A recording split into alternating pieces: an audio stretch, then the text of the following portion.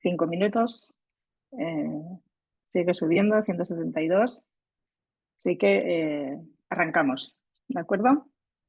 Bueno, bienvenidas a todo el mundo a esta sesión de hablar o de compartir, ¿no?, todas estas incertidumbres que tenemos ahora mismo encima de la mesa. Gracias a Induin por prestarnos el lugar para poder hablar. Gracias a Belén Palau, que está también en línea, que nos va a ayudar mucho a saber por dónde podríamos ir en este nuevo escenario. Y también gracias a Rafael, que en el mundo de la logística nos va a poder ayudar qué hacer o cómo hacer o por dónde salir, ¿no?, con esta nueva situación. Recordar que estaremos aquí como 1 hora y cuarto, ¿no? Dependerá de cómo llevaremos este coloquio.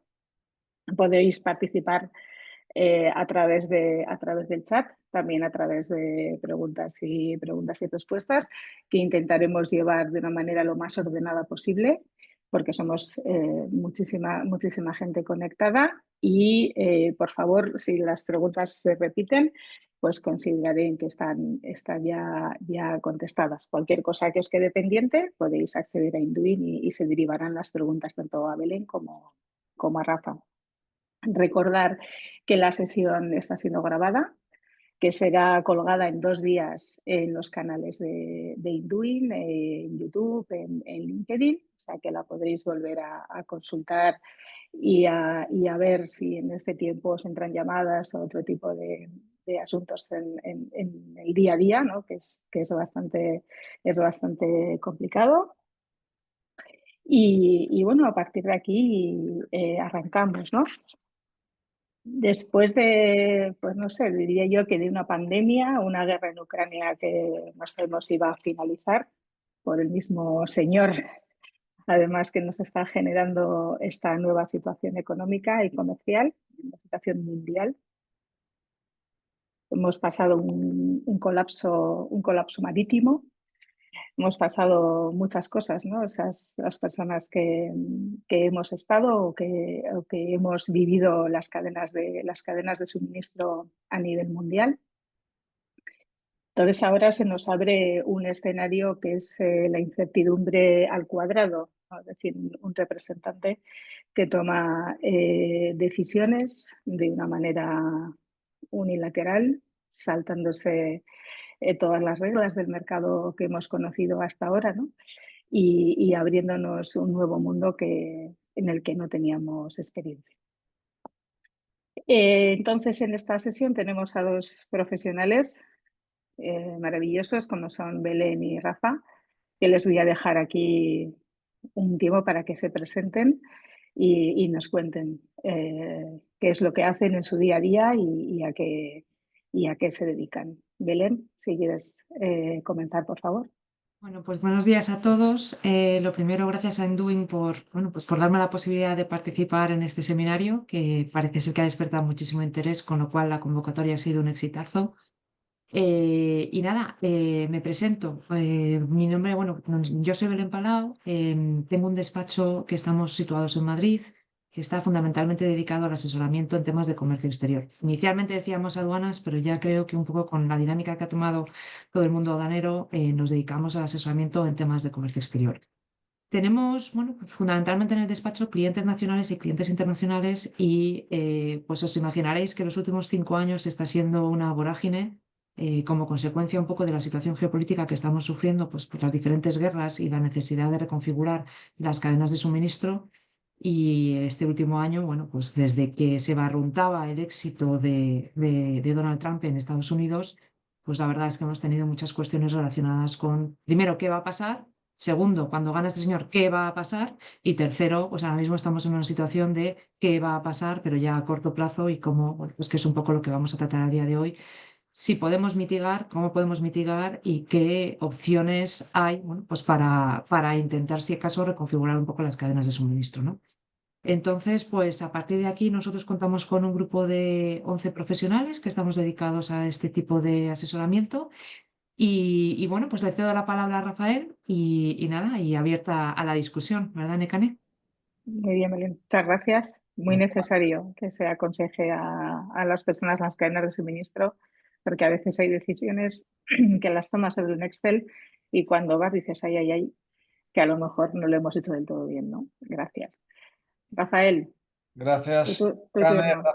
gracias a Induin y gracias, Belén, por cederme la palabra. Rafa Gutiérrez de Mesa, 28 años de trayectoria profesional dedicado a la gestión de cadena de suministro. De los 28 años que llevo en esto, llevo unos 24 en el lado de operadores logísticos. He trabajado como empresas más relevantes en Noatum, en Kuehne+Nagel, donde estuve del año 2010 al 2021. Me marché, pasé por CEBA y por GXO y acabo de volver hace 2 meses a Kuehne+Nagel. En Kuehne+Nagel he tenido diferentes posiciones y actualmente soy el director de la división aérea. Muy bien, Rafael. Pues gracias. En un día a día complejo, como comentábamos antes. Bueno, esto que ya pasó en el 2017-2021, que Donald Trump era el presidente de Estados Unidos, y ciertas empresas españolas se instalaron en Estados Unidos en una estrategia para mí de admirar, ¿no? Como por ejemplo, pues pudo ser Acerinox, Alunan, alguna gallega, y ellos ya están allí y de hecho el día que Trump, ¿no?, dijo que iba a poner un 25% para acero de aluminio, pues sus acciones no cayeron tanto, ¿no?, como el resto de las empresas.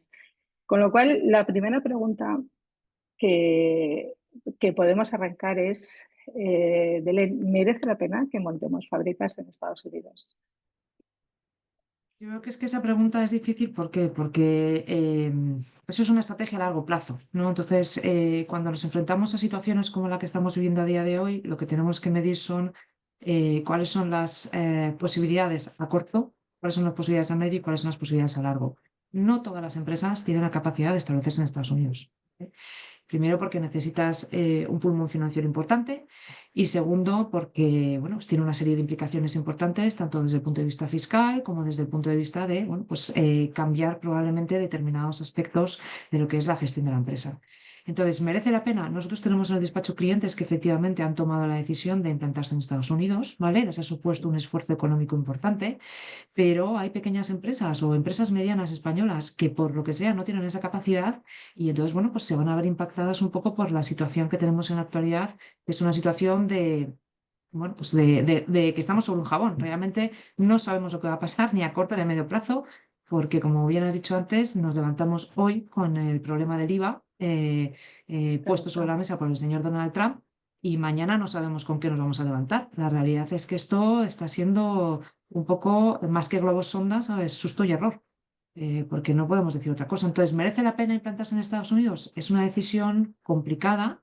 Sí que es verdad que en aquellos casos en donde las empresas se puedan establecer en Estados Unidos, se van a ver menos impactadas probablemente en caso de que finalmente se adopte la decisión de imponer aranceles sin ningún tipo de limitación, es decir, aranceles a trozo grueso. Sí, de hecho, algún gerente me comentaba, ¿no? Me decía, bueno, yo me instalé previamente, porque sabíamos que en el 2017-2021 ya vivimos esta incertidumbre al cuadrado, ¿no? Este vivir sobre el jabón. Y como, bueno, supuestamente los presidentes estadounidenses pueden estar 2 mandatos, bueno, a lo mejor cuando termine Trump no sabemos, ¿no?, en el mundo cómo estaremos ni dónde estaremos, pero la realidad es que ellos están allí y, bueno, están tranquilos, entre comillas, la tranquilidad, porque es casi imposible, ¿no? Rafael, Sí, a ¿nos ver, instalamos o no nos totalmente, instalamos en Estados Unidos? totalmente de acuerdo con Belén, sobre que eso son decisiones estratégicas a largo plazo que requieren mucha planificación. Lo vimos exactamente igual con la crisis de la pandemia del COVID-19, donde hubo un movimiento popular hacia la reindustrialización de Europa hacia volver a traer capacidad industrial a países más cercanos, ¿no? Lo que se llama el nearshoring. Estos son políticas de décadas de gestión. Montar o reindustrializar Europa, desindustrializarla nos ha llevado décadas, reindustrializar Europa nos llevaría otra vez décadas. Pero es que además, por mucho que queramos, los costes de la mano de obra son los que son. Y tenemos el problema en Europa del coste de la mano de obra, subidas de los salarios que estamos viendo. Estáis oyendo estos días en la radio seguro cómo ha subido el salario mínimo un 61% en los últimos 5 o 6 años.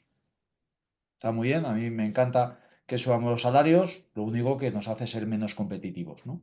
Y menos competitivos con países como China, donde la gente gana poco dinero y trabaja mucho, ¿no? En Europa no queremos hacer eso, no hay gente que quiera trabajar como trabaja la gente en China, y en Estados Unidos tampoco. Si en Europa los sueldos cada vez son más altos, en Estados Unidos ya no os quiero ni contar. Entonces, ¿está bien instalarse en Estados Unidos para hacer qué? Para fabricar. Yo me acuerdo cuando Trump hizo su primera campaña y salió elegido presidente, lo hizo con el mismo eslogan que está utilizando ahora de Let's Make America Great Again, y diciendo que iba a hacer a Apple fabricar sus malditos aparatos en Estados Unidos, y Bueno, en concreto en Detroit, ¿no? Y esa idea está muy bien, una idea en sí misma está muy bien. Decía, oye, vamos a traernos de vuelta la industrialización a Detroit. ¿Por qué? Porque básicamente hay una crisis en Detroit con toda la industria del automóvil, donde hay una tasa de paro gigantesca, una inseguridad, el mercado del real estate está hundido. Y estaría bien que Apple volviera a fabricar los iPhones allí, ¿no? ¿Es factible fabricar los iPhones en Estados Unidos? Pues si el cliente está dispuesto a pagar 3 o 4 o 5.000 dólares por su iPhone, sí. Si bueno, quieren es una realidad, perdóname, Rafa, que te corte, ¿no? si Es una quieren realidad que esta guerra económica lo único que trae, ahora va a subir, es una subida de precios, una inflación con las corrientes populistas, ¿no? Que dicen que efectivamente Make America Again, ¿no? Volvemos a proteger lo nuestro. Realmente la guerra económica es enorme, y el caldo de cultivo, ¿no? que se va a generar es lo suficientemente complicado como para que la planificación estratégica a largo, como comentamos, empiece a ser un punto clave. A corto, muy importante, pero a largo también, ¿no? Porque tenemos varias revoluciones, con la quinta revolución pegándonos a Europa ahí detrás, ¿no? Y viendo cómo todo lo que hacemos, pues a lo mejor puede ser hecho de una manera mucho más rápida y mucho más eficiente. No, y Con lo además, cual, de al hilo de lo que decías, tú puedes instalarte en Estados Unidos para producir en Estados Unidos. Pero es que las cadenas de suministro, queramos o no queramos, están globalizadas. ¿De dónde vas a sacar el acero para fabricar tus productos? ¿Lo vas a producir también en Estados Unidos? ¿Vas a ser completamente independiente y no vas a necesitar nada en ningún sitio?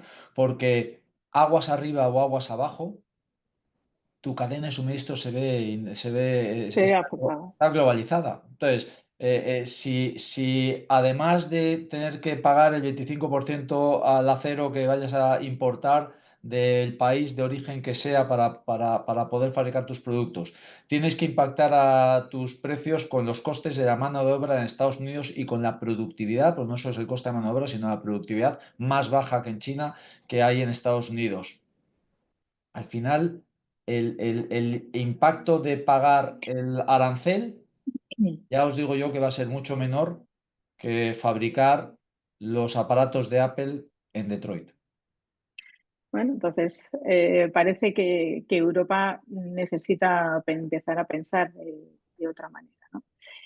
Y llegados a este punto, otra de las preguntas que han surgido, ¿no? Es ¿cómo mitigamos los costes entonces? ¿No? ¿Cómo hacemos para mitigar todos los costes que tenemos ahora mismo en nuestras cadenas de suministro? Belén.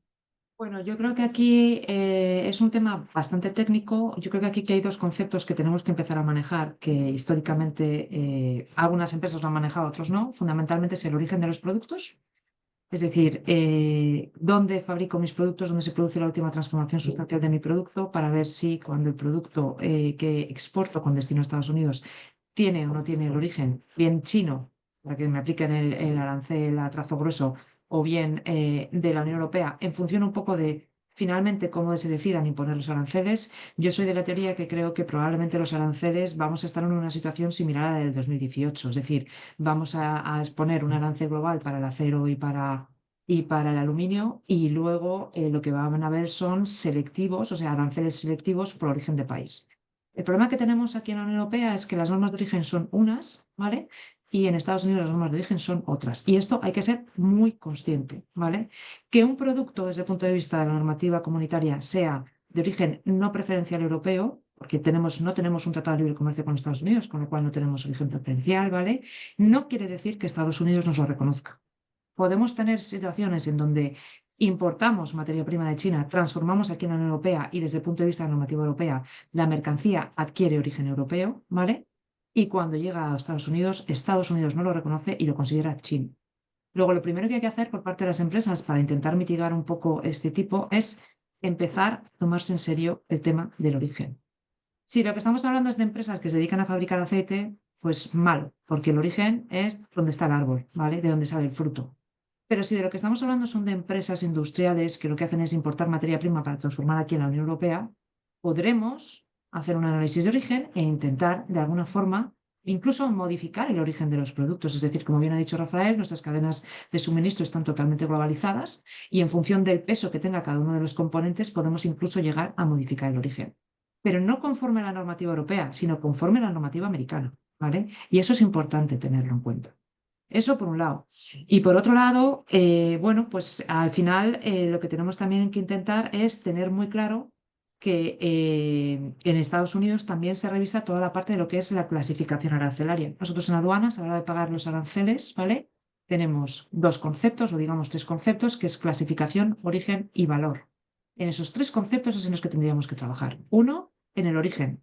Dos, en la correcta clasificación de la mercancía que vamos a exportar con destino a Estados Unidos.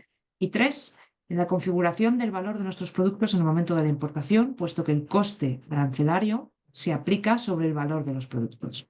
Y trabajando en estos tres elementos, probablemente consigamos reducir el coste arancelario, no eliminarlo, pero sí reducir el coste arancelario en la fase de importación de nuestros productos en Estados Unidos.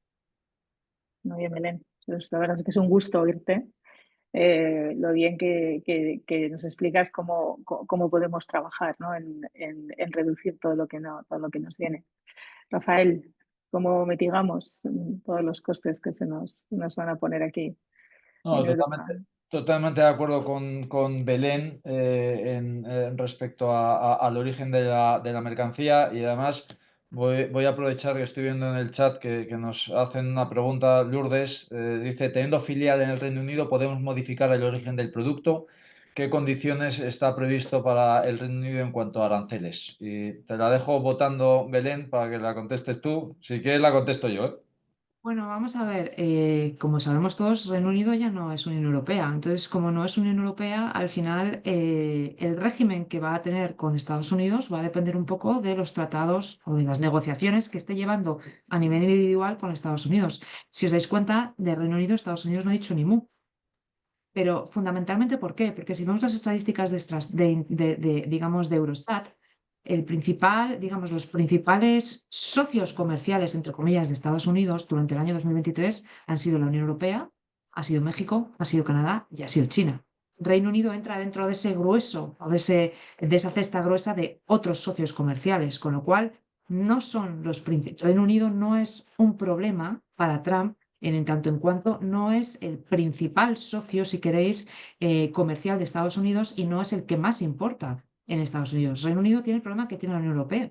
Como bien ha dicho Rafael, hemos tardado 20 años en, digamos, eliminar cualquier tipo de industrialización, incluido Reino Unido. O sea, Reino Unido se tiene que reindustrializar, es decir, somos Europa una zona de servicios, no somos una zona de fábricas. Con lo cual, Reino Unido no es un socio comercial relevante dentro de lo que es el queso general a día de hoy para Estados Unidos con la finalidad de reequilibrar la balanza comercial, ¿vale? La balanza comercial de Estados Unidos es deficitaria con la Unión Europea. Entonces, exportamos más nosotros de lo que importamos de Estados Unidos, ¿bien? Entonces, ¿esto qué quiere decir? Que Reino Unido, a día de hoy, yo no le veo un potencial problema. Todo sea que pasado mañana el señor Donald Trump emita otro bill o emita otra decisión y firme otra decisión donde esté Reino Unido. Pero por ahora, a día de hoy, Reino Unido no está, si queréis, en el área de preocupación de muchas de las empresas, ¿no? Es De más hecho, preocupante el resto de Europa. De hecho, Belén, esto que comentas del plan de reindustrialización es la principal palanca, ¿no?, que usa esa tendencia nueva que hay en Inglaterra de decir, bueno, a lo mejor nos fuimos, pero no sabemos si del todo lo hicimos bien, ¿no?, decidiendo irnos, y esa tendencia que vuelve a ir de, bueno, a lo mejor es que no queremos estar ni dentro ni fuera, pero es cierto que ahora estamos en una isla y muchas partes de Inglaterra prácticamente están completamente desintegradas, no tienen nada que hacer, ¿no? Y Europa ahora mismo se ve en esta tesitura que también es sumamente complicada, con lo cual Reino Unido está ahí, en su isla, veremos a ver con qué nos levantamos mañana o el lunes. Y también es cierto que hace una afinidad política, Italia ha quedado fuera, al parecer. Si bien es cierto que España debe de ir en una unión, ¿no?, hacia Bruselas, se ha manifestado que los productos italianos no van a poder sufrir. ¿Es factible que Italia no se vea afectada por esta, voy a No, decir normativa, pero no sé yo si creo que decirle normativa? el lobby Adelante, italiano, Rafael. el lobby italiano en Estados Unidos, especialmente en la costa este, es muy importante y seguramente por eso están empujando para que dejen fuera. Yo creo que con esta situación actual de que lo único que sabemos es que no sabemos nada, no es fácil predecir, ¿no? Pero yo creo que la Unión Europea es un bloque y que no es factible y que la Unión Europea no va a permitir que haya diferencias entre el trato arancelario a diferentes países dentro de la Unión Europea. Yo creo es inviable que esto sea así, pero como os digo, ahora mismo lo único que sabemos es que no sabemos qué es lo que puede pasar, ¿no? Ahondando en la pregunta de Lourdes y siguiendo lo que decía Belén, Lourdes preguntaba si se puede modificar el producto, el origen del producto teniendo filial en el Reino Unido. El tener una filial en el Reino Unido o importar la mercancía en el Reino Unido no cambia el origen de la mercancía.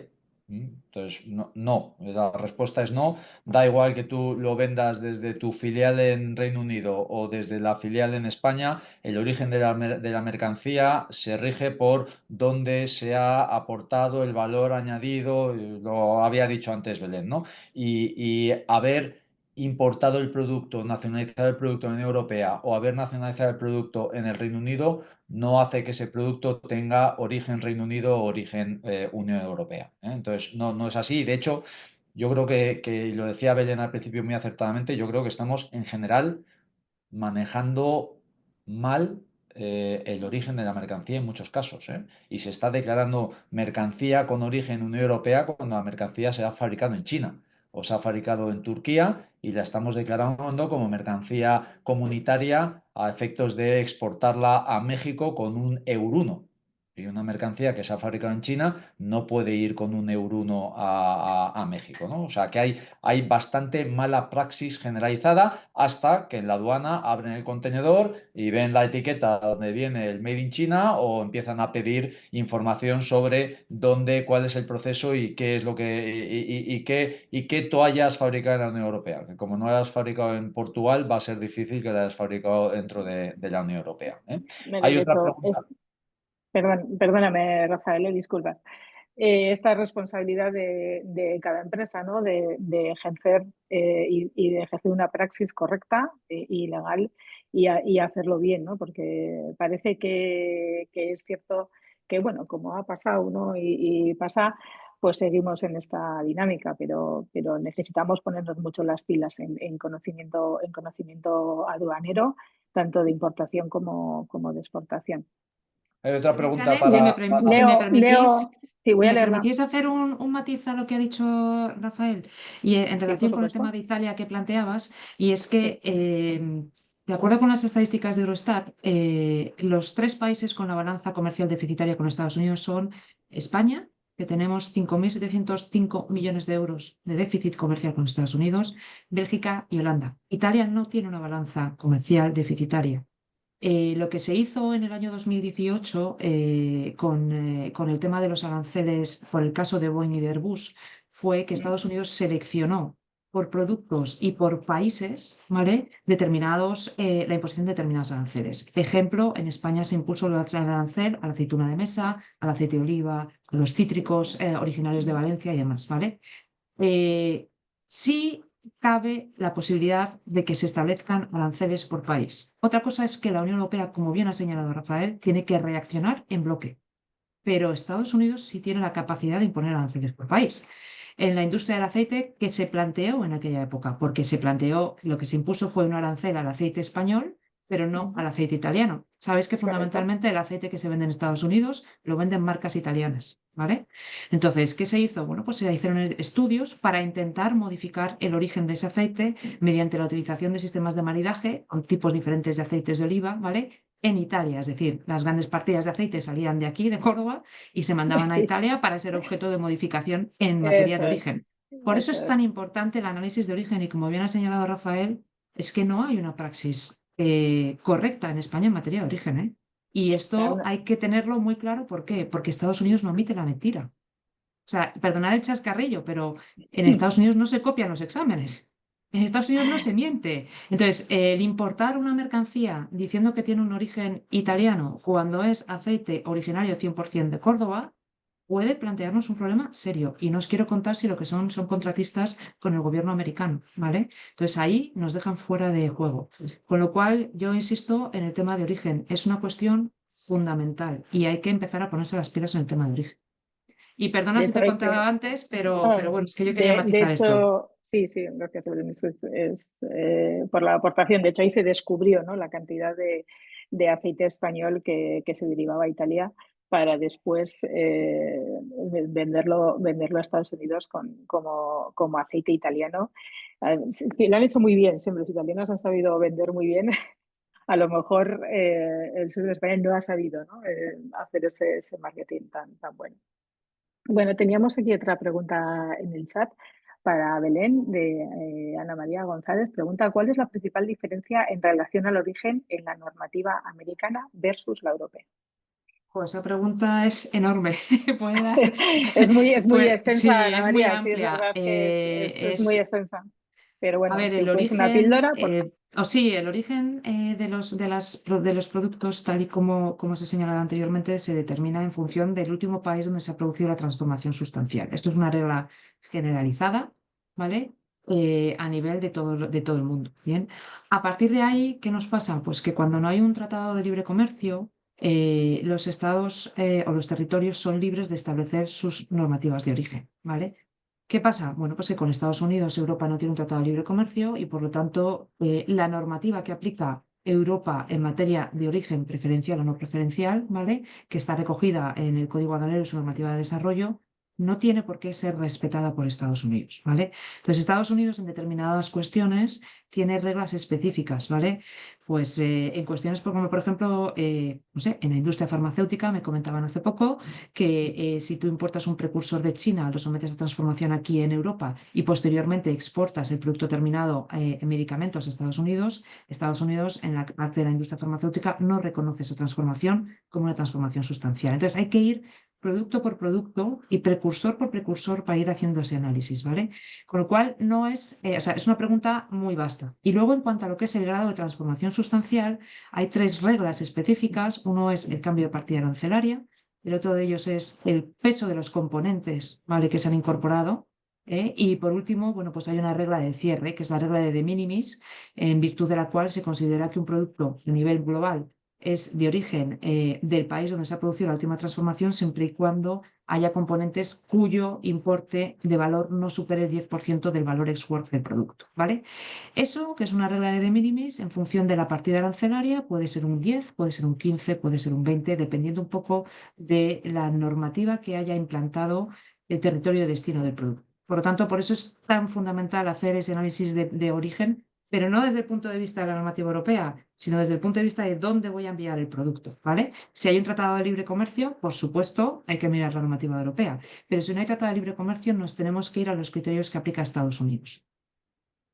Gracias, Belén. Estamos de acuerdo que hay que hacer cirugía, ¿no? y económica y de impacto, ver hasta dónde nuestro producto, de qué está compuesto y a partir de ahí tomar las decisiones necesarias y una vez más, ¿no? O sea, la estrategia, yo recuerdo que antes duraba 5 años, he visto por ahí planes de 3. Hoy en día casi casi te dura horas, ¿no? O sea, te acuestas y cuando estás desayunando todo lo que habías pensado, casi casi que ya no te sirve absolutamente para nada. La siguiente pregunta de Diana Teodora pregunta, ¿puede suponer un beneficio fiscal la creación de una filial en USA en vez de una fábrica como tal? Beneficio fiscal, desde el punto de vista fiscal, habría que analizarlo porque todo depende un poco de cuál sea la función de esa filial, qué es lo que va a hacer, a qué se va a dedicar, etcétera. Pero como bien os ha explicado Rafael, el problema es que lo que se graba es el producto, ¿vale? No se graba de dónde procede ni quién lo vende. Lo que se graba es el origen del producto. Con lo cual, ¿qué pasa? Pues que si la filial a lo que se va a dedicar es simplemente a prestar un servicio, a ser una oficina de representación, a ser un distribuidor, es decir, que no modifica en absoluto el origen del producto, no tiene mucho sentido crear una filial para evitar el pago de los aranceles. Entonces, lo que hay que entender es qué queremos crear, qué va a hacer, qué función va a representar esa filial dentro de lo que es la cadena de suministro y la estrategia de la empresa, ¿vale?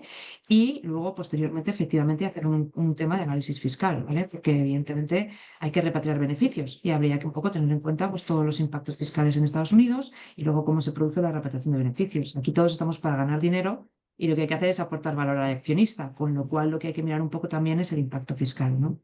Yo sí que creo que hay una pregunta, Nekane, que es interesante al hilo de lo que comentábamos anteriormente y esto también Rafael nos puede ayudar, si se han incrementado los controles en materia de origen. Nosotros en el despacho estamos viendo que sí se han incrementado los controles en materia de origen. De hecho, tenemos inspecciones solamente en materia de origen, ¿eh? Y yo creo que, Rafael, que vosotros lo estáis sufriendo, ¿eh? Porque se están revisando. Tened en cuenta que en la Unión Europea hemos metido muchos derechos antidumping y esos van también en función del origen, con lo cual estamos sufriendo un montonazo de inspecciones, ¿vale? Claro que sí, y todo eso se hace a través de los filtros de las aduanas. Al final, el volumen del comercio mundial es tan gigantesco que es muy difícil que una aduana sea capaz de inspeccionar todo lo que le gustaría inspeccionar. Pero sí que les relativamente fácil.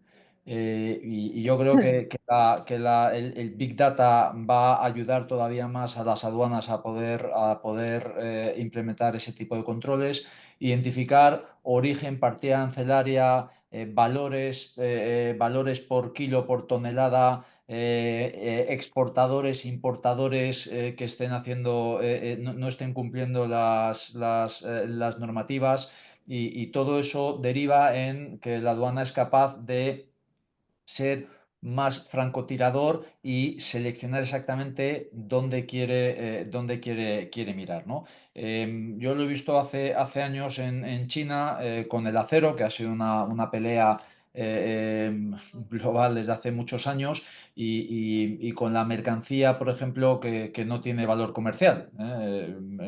Me acuerdo hace unos años una empresa de automoción que mandaba unos troqueles a China, mandaba para sacar ahí las primeras unidades y después devolver el troquel a Europa, y declaraban no valor comercial con valor a efectos estadísticos, y no me acuerdo cuánto declaraban, pero declaraban pues una cantidad, como solemos hacer, mal hecho por otra parte, darle un valor a voleo de $100 el troquel, ¿no?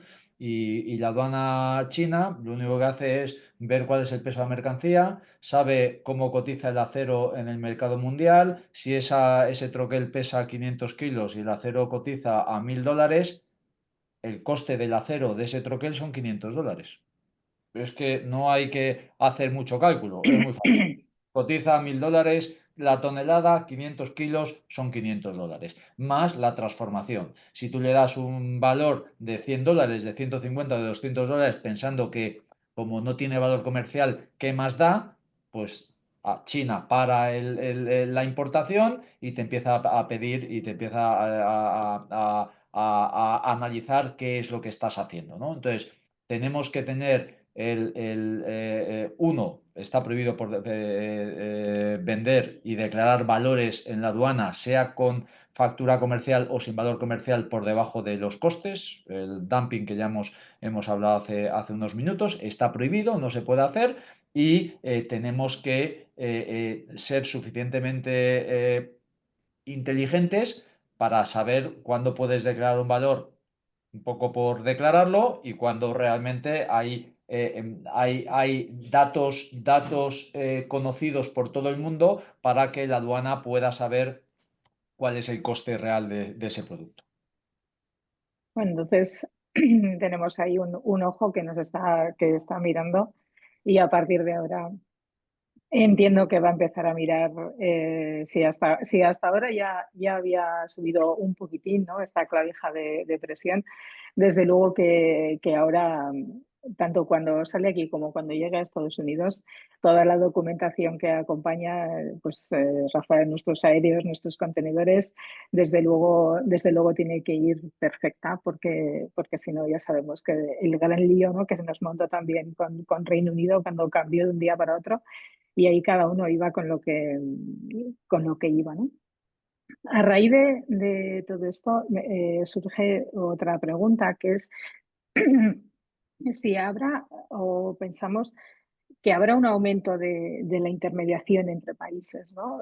Si esto va a generar que los productos empiecen, como se dice comúnmente, ¿no?, a marearse, para que, bueno, el origen de los productos quede finalmente maquillado, ¿no? Un sí, pero no. ¿Pensáis que hay empresas que puedan empezar a generar aquí y allá, a ver si conseguimos marear la perdiz? Yo Vale, es que Belén, creo que, bueno, Bueno, yo os voy a decir la empiezo verdad. Yo Belén. es que creo que el problema es que cuando estamos hablando de bienes es el proceso de fabricación. Luego, todo lo que queramos introducir para marear un poco la perdiz, finalmente lo que probablemente nos vaya a suponer son costes que dejamos en la cadena de suministro, ¿vale? Porque empezar a hacer operaciones o transacciones cruzadas, al final muchas veces supone más un coste fiscal que otra cosa, ¿vale? Y la realidad es que las reglas de origen las marca el país de importación. Entonces, Estados Unidos te va a pedir cuál es tu proceso de fabricación, y por muchas empresas intermedias que participen en todo lo que es la compraventa, es decir, operaciones financieras que puedas crear intermedias, si tu proceso de fabricación es claro y el mayor peso de tu producto es chino, va a ser origen chino. Entonces, creo que la estrategia no pasa por ahí. Eso con independencia de que en algunos casos puede resultar rentable, ¿vale? Porque efectivamente puede colar. Pero la realidad es que en función un poco del tipo de producto y del mercado al que nos estemos aproximando en Estados Unidos, bueno, pues hay que medir un poco también los riesgos, ¿no? Insisto, Estados Unidos son bastante serios en estos temas. Entonces, el tema de mentir y el tema bueno, pues de no declarar orígenes de forma adecuada puede suponer unas sanciones importantes. En Estados Unidos, como dice, primero, marear el producto no es cambiarle el origen. Otra cosa es que la gente pueda Puedo pensar que es así. hacer o pensar, ¿no? Y repito que se está haciendo todos los días, que estamos mandando Correcto. mercancía a México, a Chile, a Marruecos con certificados de origen Euro 1 diciendo que esa mercancía es de la Unión Europea simplemente porque ha pisado un rato el aeropuerto en España. Y no es así. Y el día que abren la mercancía en destino, pues se dan cuenta. Hilándolo con lo que estábamos diciendo antes de los controles y de los filtros, Estados Unidos es un país muy complicado. Tiene además unas leyes, y lo decía Belén, en Estados Unidos no se miente.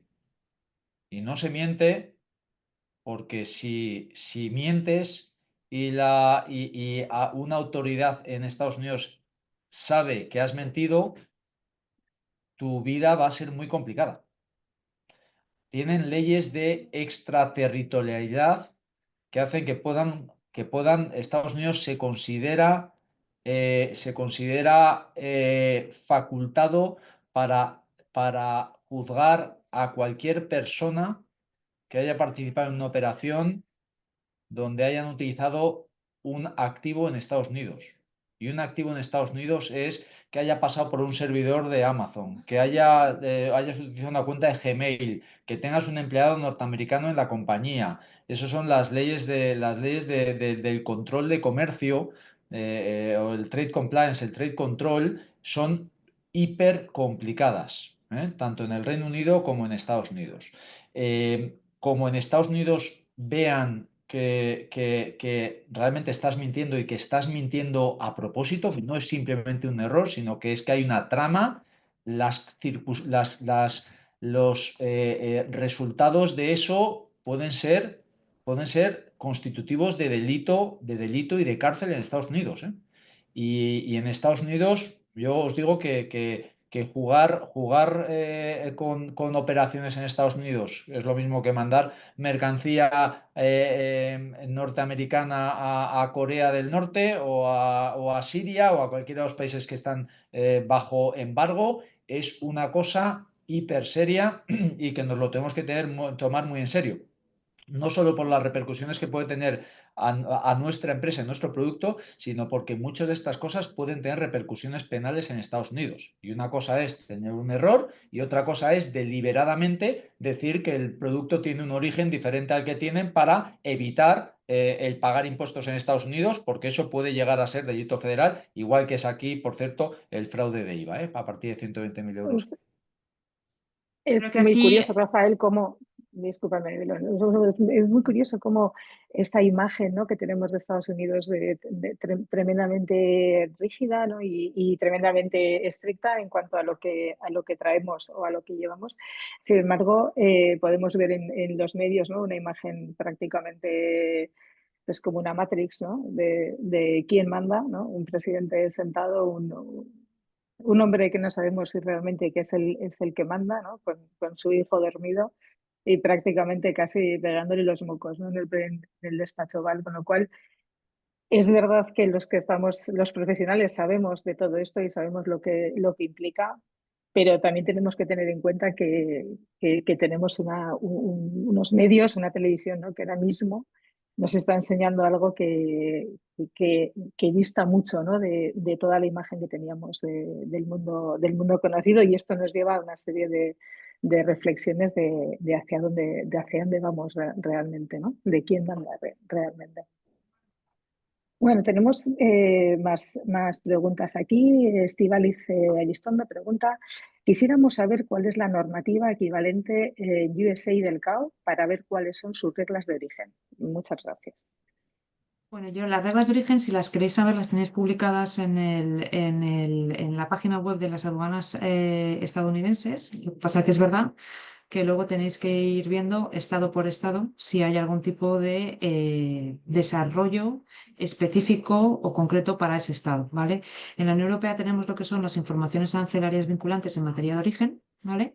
Y bueno, pues es el equivalente, si queréis, estado por estado. Entonces, no solamente hay que mirar las reglas del CBP, del Customs Border Protection, ¿vale? Que es la página web de la Unión de Estados Unidos, sino que además es conveniente confirmar con despachos locales de cada uno de los estados, si el estado en concreto, por ejemplo, el estado de Massachusetts, el estado de Nueva York, el estado o sea, cada uno de los estados ha desarrollado algún tipo de interpretación en materia de origen, ¿vale?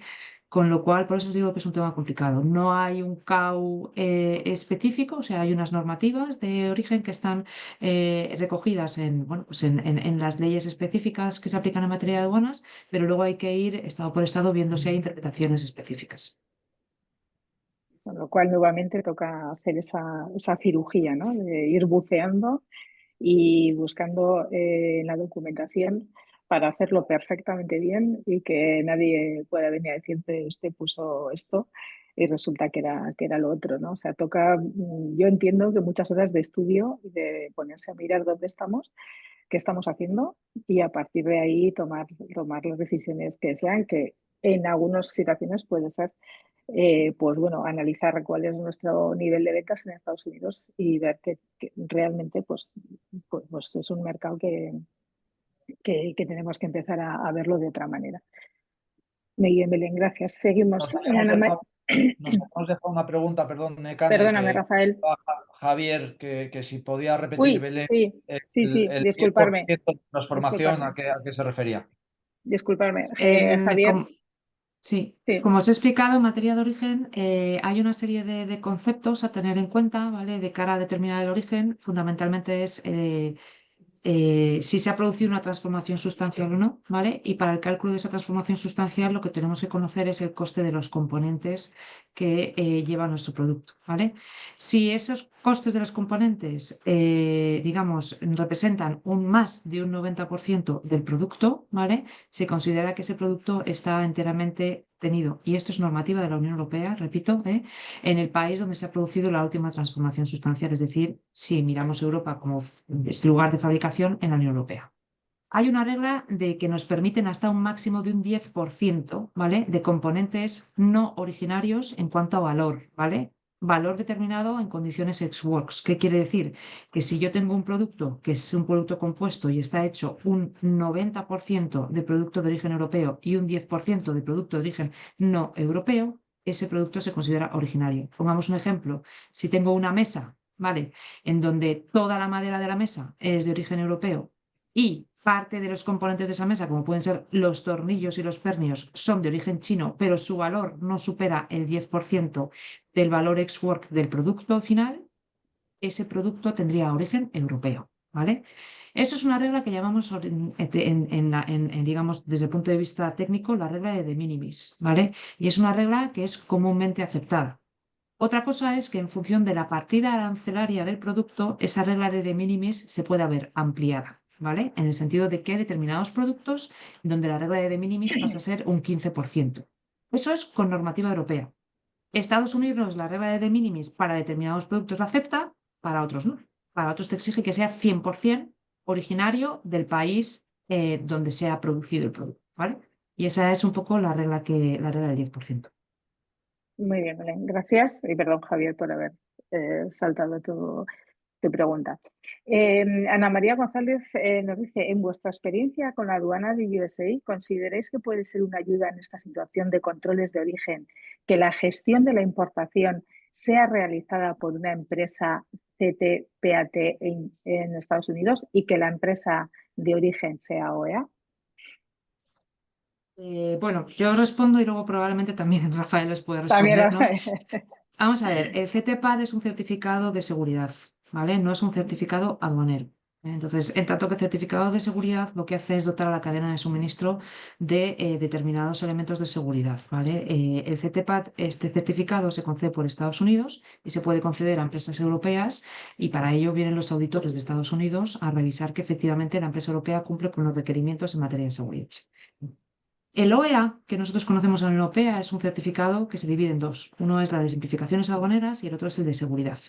Lo que nosotros tenemos homologado con Estados Unidos es simplemente el OEA en materia de seguridad.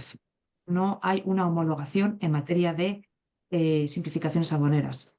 De forma que, respondiendo a la pregunta, el hecho de que se esté revisando el origen, que es un elemento aduanero, no de seguridad, no debe tener impacto que la empresa sea OEA en materia de simplificaciones aduaneras, o no tendría que tener impacto. Es decir, Estados Unidos no le reconoce ninguna validez al OEA en materia de simplificaciones aduaneras. Y Rafa, tú que estás más acostumbrado probablemente. No, ya lo has explicado tú fantásticamente, así que no me voy a repetir. CityPat es igual que expedidor conocido para transporte aéreo y es ser una empresa confiable para la aviación civil, para la agencia de aviación civil, y el OEA es, como ya ha dicho Belén, para efectos aduaneros y fiscales, una empresa confiable para la administración tributaria en Europa y, como decía Belén, no está reconocido en Estados Unidos. Muy bien, gracias. Espero que Ana María ya has quedado claro la respuesta. Javier Segura García pregunta si hubiera un cambio de Hidden en partida arancelaria, ¿sería suficiente para dar origen de Unión Europea? Bajo la normativa europea sí, bajo la normativa americana hay que mirarlo. Toca, Ese es el problema. Esa Javier, pregunta es que, Javier, claro, toca analizar. Dice en Estados Unidos, quiere decir, bueno, pues, Javier, toca estudiar, toca coger y buscar tu producto y a mirar, ¿no? Que nos afecta, que no nos afecta y dónde estamos con respecto a nuestro negocio. Muy bien, creo que ahora mismo todas las preguntas que había en el chat están contestadas. Así que una vez que entendemos que los profesionales hemos analizado, ¿no?, los impactos que puede tener todo esto en nuestra cadena de suministro. A ver, un momento que ha saltado aquí. Miguel Jesús Cava pregunta, ¿cuál es vuestra opinión respecto a vender con el Incoterm DDP en Estados Unidos? Si me permites, Belén. Belén, Adanca, Rafael. sí. Sí, si me permites. A ver. Incotransport encima del CIP y CIF son Incoterms complicados de gestionar. En muchos países, imposibles de gestionar. En algunos países, prohibidos. Por ejemplo, en Brasil. Brasil no admite operaciones de importación en condiciones de DDP. No tiene sentido que desde origen vayamos a gestionar las aduanas en destino. Y no tiene sentido porque es difícil de hacer. En muchos casos requieren licencias de importación, por supuesto, representación fiscal en destino y muchísimas más cosas que nos pueden complicar verdaderamente la vida. Estados Unidos es un poquito especial para esto y es uno de los países donde es un poquito más fácil que otros gestionar envíos de DP, porque ahí sí que están acostumbrados a que se dé Power of Attorney, que es la autorización, autorización de representación fiscal, sin tener que estar, sin tener una filial en Estados Unidos. Entonces, en Estados Unidos es un poco más fácil. Entre otras cosas porque en Estados Unidos no hay pago de el IVA, el tax, en la importación no se paga. En Estados Unidos el tax no se cobra entre las empresas y el tax lo que se cobra es directamente en el punto de venta al consumidor, incluso los precios de las mercancías en el lineal están sin impuestos y el tax luego tiene una parte que es estatal y otra parte que es local de la propia ciudad o el propio pueblo y es un modelo muy diferente al de Europa. De hecho, por eso yo creo que es por lo que Trump está diciendo hoy que era muy injusto que los productos americanos de Apple y de Google y de no sé cuántos más estuviesen pagando el IVA en España, en Europa, porque yo creo que no está entendiendo que es que aquí no lo pagan los productos de Apple, los pagan todos los productos, ¿no? Y en Estados Unidos el tax es una cosa un poco diferente y está pensado básicamente para cobrárselo simplemente al consumidor. Entonces, en Estados Unidos es un poquito más fácil gestionar un envío en condiciones de EDP sin estar allí. Para el resto de destinos, yo no recomiendo en absoluto vender por encima del CIP CIF, porque creo que es malo para el vendedor, puede ser malo para el comprador. Y os voy a poner un ejemplo en el DDP. El IVA de importación en casi todos los países es un impuesto sobre el valor agregado y es un impuesto deducible, donde el importador paga el IVA de importación o lo devenga sin pagarlo, si está en un sistema de diferimiento de pago de la importación, revende el producto en el mercado local, repercute el IVA y hace soportado, repercutido y a él le queda en su cuenta de explotación cero de IVA. Esto, si lo hace el importador se puede deducir ese IVA. Si el exportador europeo tiene que pagar el IVA en el país de destino, aunque en algunos sitios especialmente en la Unión Europea, sí que es factible el pedir devolución, es una cosa bastante complicada de gestionar y en muchos casos simplemente es que no vas a poder recuperar ese IVA. Muy bien, Rafael, gracias. Belén.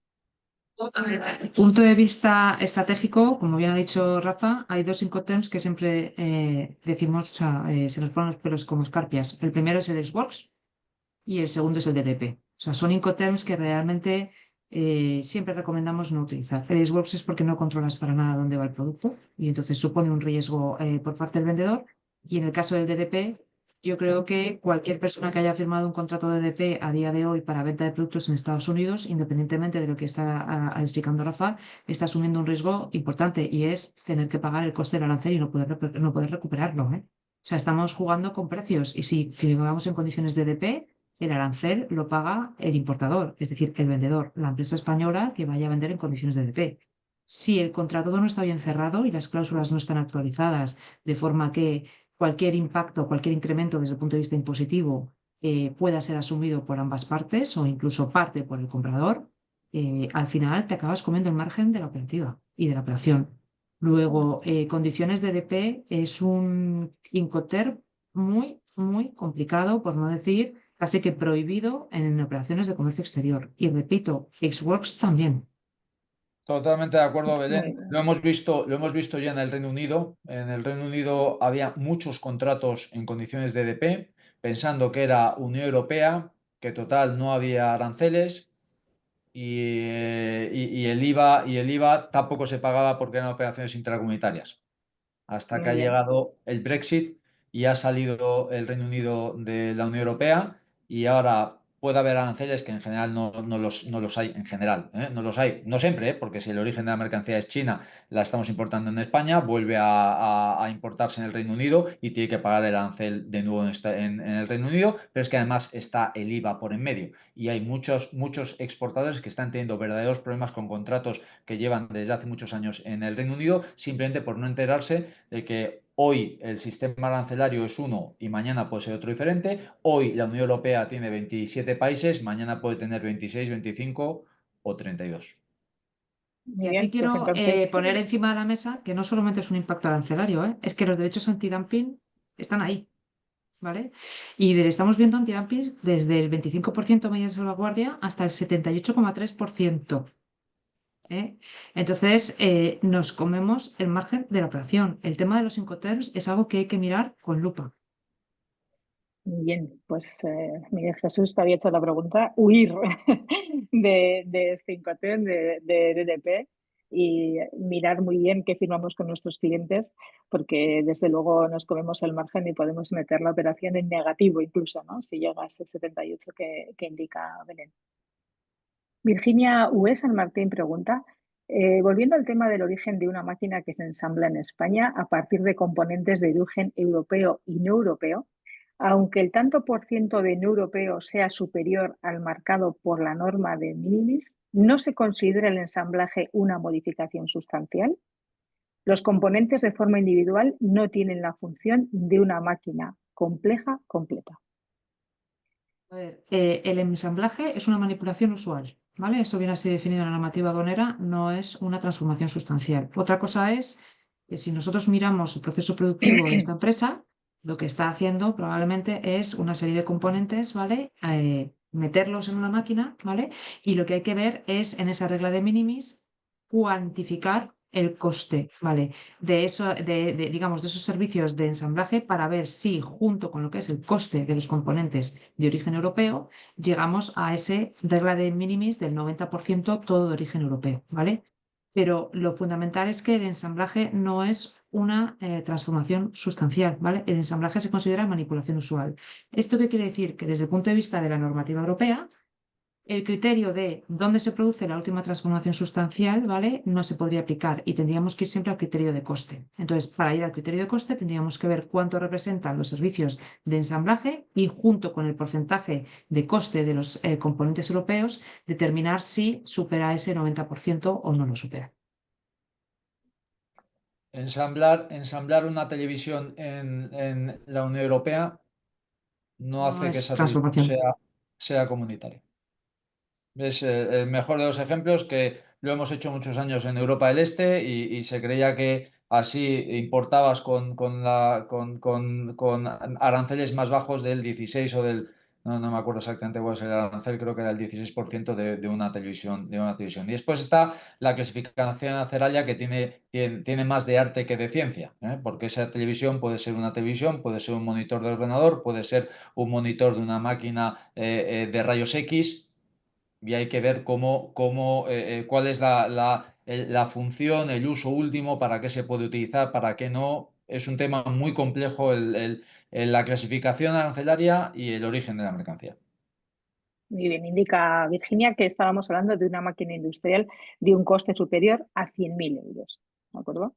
Con lo cual, bueno, de ahí venía su pregunta. Ana María González pregunta, en relación a las dos consultas vinculantes de origen, dos consultas. Una, ¿existe una herramienta similar en USA a las consultas vinculantes de origen? Dos, en caso de que la aduana de Estados Unidos realizase un control y a pesar de que la normativa americana sea diferente a la europea, ¿podría ayudar en algún caso disponer de IAV de origen en Europa para tu producto? A ver, en Estados Unidos efectivamente tenemos el mismo mecanismo que tenemos aquí en la Unión Europea en cuanto a lo que son las IAVs en materia de origen, informaciones arancelarias vinculantes en materia de origen, con lo cual sí que nos beneficiaría, ¿vale? El tener una información arancelaria en materia de origen a la hora de importar nuestro producto en Estados Unidos. Y en cuanto a lo que es la IAV de la Unión Europea, no sirve para nada. Es decir, Estados Unidos, como no tenemos tratado de libre comercio con Estados Unidos, pues no la va a respetar. Por ejemplo, ¿en qué nos va a servir? Pues en un tratado de libre comercio con Chile, en un tratado de libre comercio con Canadá, en donde efectivamente sí se respeta las IAVs emitidas por la Unión Europea. Pero a efectos de Estados Unidos, la IAV, perdonad, pero y os lo digo porque va contra mí misma, que me dedico a esto, es gastarse el dinero en algo que es papel mojado para Estados Unidos, donde hay que gastárselo y además son muy caros, ya lo advierto, es en obtener la IAV en Estados Unidos porque al final, bueno, pues es su filosofía, ¿no? Es decir, la que cuenta es lo nuestro. Sin duda, es el lema, ¿no? de la política actual de su presidente. Rafael. Nada que añadir a lo de Belén porque está perfecto y no voy a aportar nada. Lo que nos habíamos es dejado una pregunta de Diana, porque han venido otras después. En el caso del Incoterm CIF, ¿es el importador quien gestiona las aduanas en destino y por tanto el arancel? Sí, correcto. En el caso del CIF o del CIP, el vendedor contrata y paga toda la cadena hasta el puerto, aeropuerto o destino final, dependiendo de si estamos hablando depende de dónde acabe ese Incoterm. Pero tanto el despacho de aduanas de importación como los aranceles, impuestos, derechos antidumping, impuestos especiales o cualquier otra tasa o impuestos que haya que pagar derivado del despacho de aduanas, sería ya por cuenta del comprador, del importador, y por tanto es él el que tiene que pagar los aranceles. Muy bien, Rafa. Muchas gracias. Tenemos ahora mismo el chat contestado, preguntas que han llegado por otros canales. Dice, ¿qué oportunidades de crecimiento hay en América Latina, Europa o Asia como alternativa? Si Estados Unidos deja de ser una alternativa para nosotros. Es que esa pregunta es muy difícil de responder porque que depende del sector de que estemos hablando, depende un poco de cuáles son las proyecciones desde el punto de vista específico de las empresas. Evidentemente, Asia, yo creo que no es un misterio para nadie, es un mercado por descubrir es un mercado gigantesco. Yo siempre lo digo, nosotros los europeos nos creemos que somos los reyes del mambo. Realmente que somos muy pocos y estamos perdiendo muchísima capacidad y muchísimo potencial, con lo cual Asia se nos ha comido la tortilla. Asia es algo que hay que mirar y que hay que estar, pero el problema es que en algunos casos en España llegamos tarde. Asia es un mercado potencial desde hace muchos años y es un mercado con muchísimos millones de consumidores que está creciendo, que no para de crecer y por lo tanto yo creo que una estrategia a pensar o a razonar, creo que es una estrategia a largo plazo, como bien ha dicho Rafael al principio, son cuestiones que a lo mejor son 5 o 10 años, es efectivamente mirar hacia Asia y mirar un poco la producción.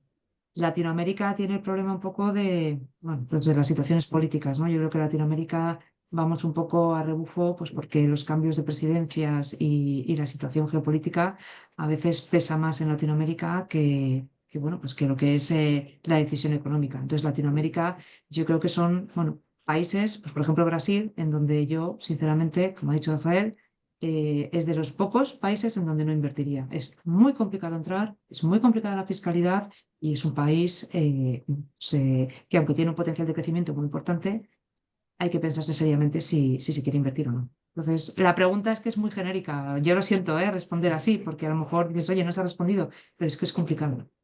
Sí, bueno, al final son muchos sectores, una industria, o la poca que queda en Europa, de querer buscar, ¿no? Mercados o a dónde vamos a ir a vendernos, y no soy capaz de sortear todo lo que me va a pasar en Estados Unidos. Esa cuota de ventas o la pierdo o la tengo que buscar en otros lugares, ¿no? Porque al final las empresas viven de tener clientes que adquieren productos, y ya si es con margen, pues ya ni te cuento, ¿no? O sea, entonces, bueno, hay esa preocupación. De todas formas, Rafael. estamos demonizando un poco Estados Unidos y no es el único. De hecho, es que Estados Unidos ha sido laxo y ahora está poniendo unas normas que otros muchos las tienen desde hace muchísimo tiempo. Y ha puesto Belén el caso de Brasil, el caso Sí. de Argentina, el caso de China, que son países muy complicados para hacer importaciones, con tasas arancelarias en algunos casos muy altos. Las de Brasil son tasas arancelarias gigantescas y estamos al final siendo un poco injustos con lo que está haciendo Estados Unidos. Os voy a poner un ejemplo y hay dos preguntas que hay que contestar antes de cerrar, pero os voy a poner un ejemplo. Uno de los problemas que está habiendo en Estados Unidos en estas últimas 2 semanas con el comercio e-commerce es que Estados Unidos ha decidido quitar la norma de minimis, que es la misma de la que hablaba Belén, pero en este caso para el producto de e-commerce que se importa en Estados Unidos. En Estados Unidos, un producto que se compra por comercio electrónico fuera de Estados Unidos por debajo de $800 no se despachaba de aduanas de importación. $800. Lo que ha hecho ahora Estados Unidos es decir, no, hay que despachar todo, cero. ¿Cuál es el de minimis que se utiliza en la Unión Europea? $150. Entonces, estamos diciendo, oye, Estados Unidos, que es que ha bajado. No, claro que ha bajado, pero que es que en Europa es que son $150, no son $800 tampoco, ¿eh? Esto Y es lo que ha perdóname, generado. Rafa, que una puntualización, que Sí, sepáis que lo que ha hecho Estados Unidos lo va a hacer la Unión Europea en 2 años, ¿eh? claro. Esa regla de minimis desaparece y se va a gravar cualquier producto que venga de comercio electrónico con independencia de su valor. Perdona, Rafa, pero es que yo Correcto, creo no, que no, es totalmente, importante. totalmente de acuerdo. ¿Qué ha tenido que hacer Estados Unidos? ha decidido de un día para otro, y lo que peor estamos llevando es que lo está decidiendo de un día para otro y pone los controles o pone los impuestos o pone el 10% de arancel que le está poniendo a China de hoy para otro. Por cierto, 10% a China, 25% a México y 25% a Canadá.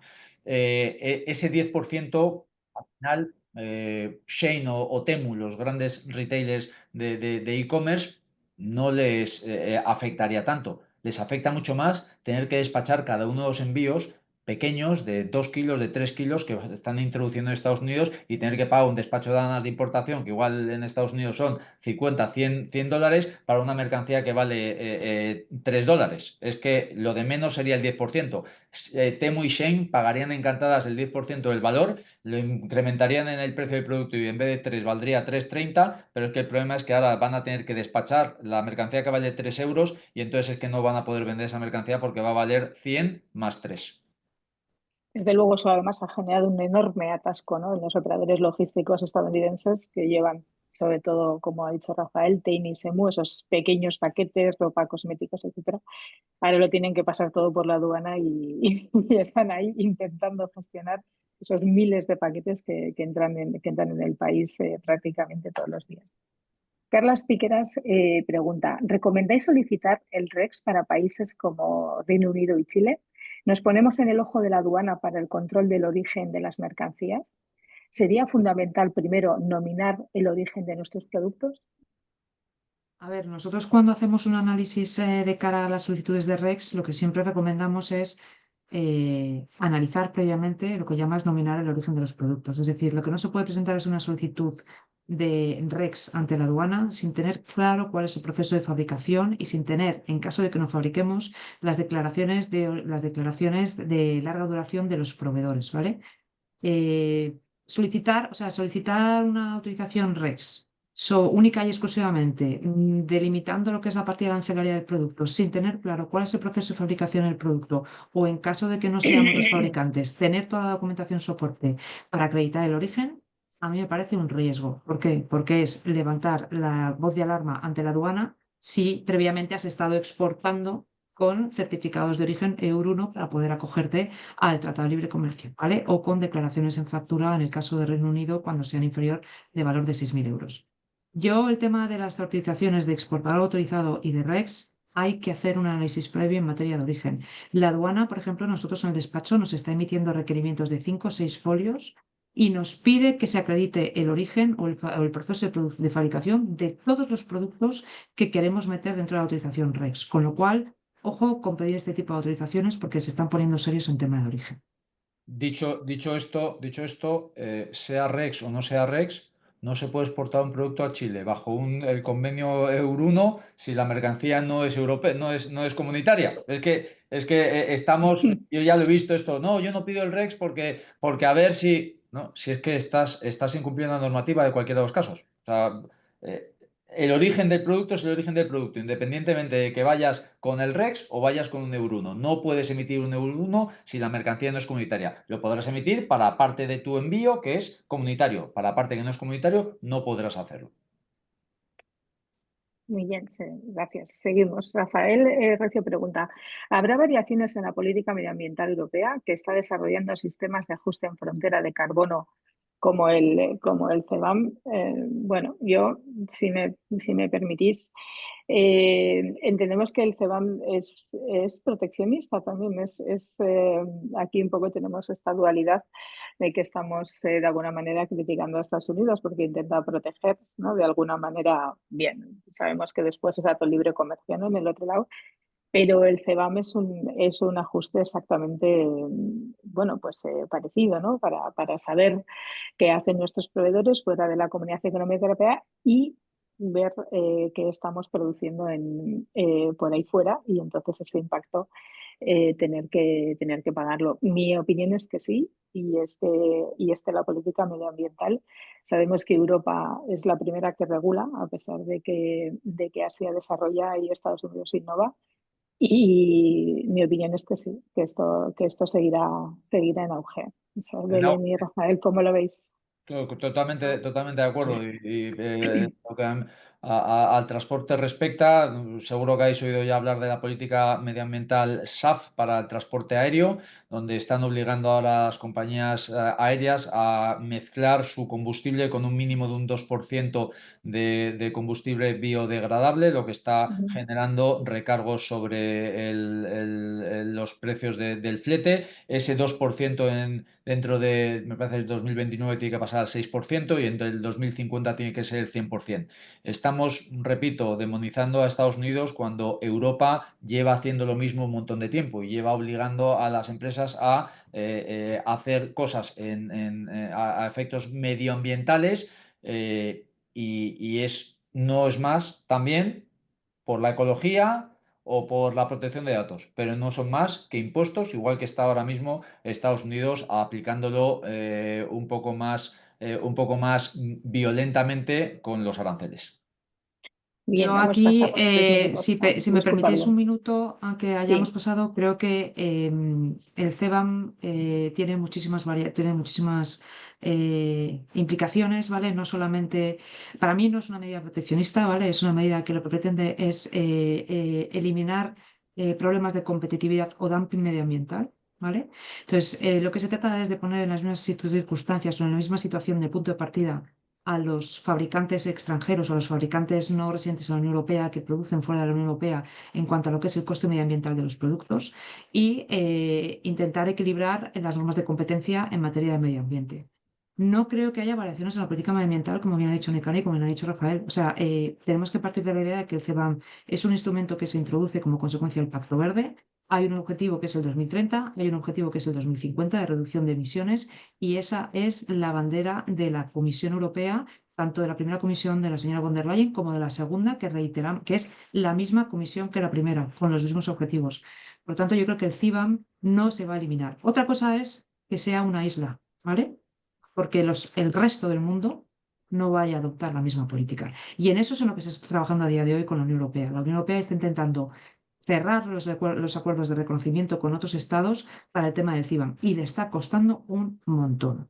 Porque es verdad que los restos de los países, entre otros Estados Unidos, que se acaba de retirar de nuevo del protocolo de Kioto, lo que quieren es no implantar el CBAM y no tener los mismos estándares medioambientales. Y para mí el problema fundamental de la Unión Europea es la diarrea normativa y el exceso de regulación que tenemos a día de hoy por parte de los organismos europeos. Lo dijo Ana Patricia Botín en el foro Bilderberg la semana pasada o hace 2 semanas, cuando tuvo la entrevista con Donald Trump, que Donald Trump le dijo: el objetivo de este gobierno es desregularizar, y dijo: bienvenido sea, si usted desregulariza, el Santander volverá a invertir y seguirá invirtiendo en Estados Unidos. Luego, yo creo que para mí esta pregunta va mucho más allá de: ¿queremos seguir estando en una situación de regulación en donde hasta la música que se le pone a las gallinas para que pongan huevos está regulada?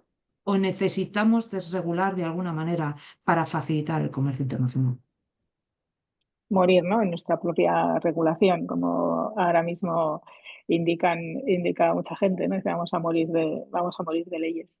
Bueno, nos hemos pasado 5 minutos, pero aquí ha quedado una pregunta, Cristina Vicente. Si la venta de nuestro producto se hace DAP Santos, Brasil, ¿en qué repercute al vendedor?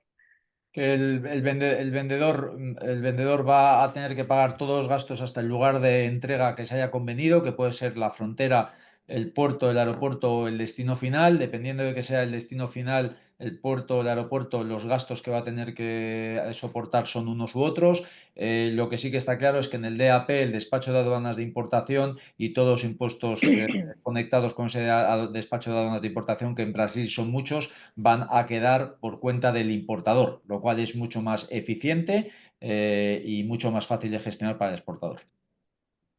Muy bien, y última, y cerramos con una pregunta de Susana Manero que dice: el número REX ahora solo nos lo piden para Chile. ¿Lo tenemos que usar en más países? Bueno, el número REX depende un poco de los países que se vayan incorporando al sistema REX. Cuando se aprobó el reglamento de 2011 y se aprobó luego todo el desarrollo del tema REX, se pretendía que hubiese muchísimos países con los que había tratados preferenciales o el sistema de preferencias generalizadas que se incorporasen al sistema REX. El problema es que estamos hablando de países que no tienen capacidad suficiente para la inversión y para lo que son los desarrollos informáticos para el reconocimiento del sistema REX. Entonces, por ahora, Chile, bueno, se acaba de publicar recientemente la instrucción por parte de las autoridades de Chile para el tema de REX, y en España ya se está empezando a solicitar de cara a, bueno, pues en febrero del 2025. Poco a poco empezarán a entrar otros países con el sistema REX. ¿Vale? Muy bien, pues aquí cerramos con hay una reflexión de Rafael que dice: muchas gracias, comparto visión. Al fin y al cabo, el CBAM está orientado también hacia la independencia energética, intentando primar las energías renovables, que son las únicas de las que tenemos autonomía. El resto de energías deben imponer y nos penalizan. Bueno, nos hemos ido 8 minutos. Damos por finalizada esta charla. Muchísimas gracias. Es maravilloso escuchar a personas, a grandísimos profesionales. Y bueno, estaríamos horas, ¿no?, hablando cada uno con su Incoterm, con su código, y preguntándonos cuál es el valor que añadimos a nuestros productos para poder exportarlos, dónde está esa regla del mínimo, de ese qué tanto por ciento somos capaces de darle a unos componentes de origen en su mayor parte asiático, porque Europa ya lo sacó todo a Asia, y ahora a ver qué hacemos. Así que gracias, Rafael, encantada, y gracias, Belén. A Ha sido vosotros un por la placer invitación, a Induing sobre compartir todo. esta hora y 20. Gracias a Induin por dejarnos este ratito y esta charla coloquio. Recuerdo que la grabación en 2 días se subirá a los canales de Induin, y toda la cantidad de preguntas, que de verdad son muchísimas, que se han quedado sin contestar, porque cada uno conoce su mercado y obviamente tiene preguntas sobre, pues bueno, sobre lo que tiene que afrontar día a día.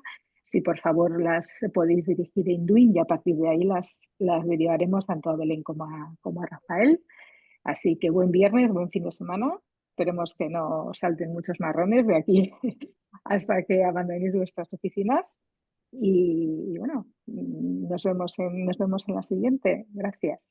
Buen fin de Gracias, semana. chao. Gracias Buen a fin de, todos. chao, adiós. Gracias, Chao, Dios. equipazo.